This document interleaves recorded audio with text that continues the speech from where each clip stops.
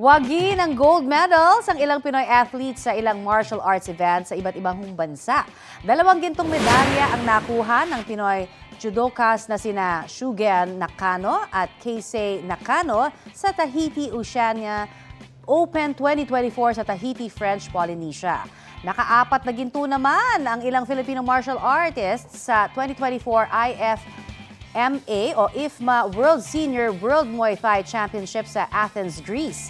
1 ginto mula sa combat event, 1 rin sa Y Crew event at 2 gintong medalya naman sa My Y event. Good job sa inyo at maraming salamat sa parangal na ito para sa ating bansa. Kapuso, para sa mga maiinit na balita, mag-subscribe sa GMA Integrated News sa YouTube. Sa mga kapuso naman abroad, subaybayan nyo kami sa GMA Pinoy TV at sa www.gmanews.tv.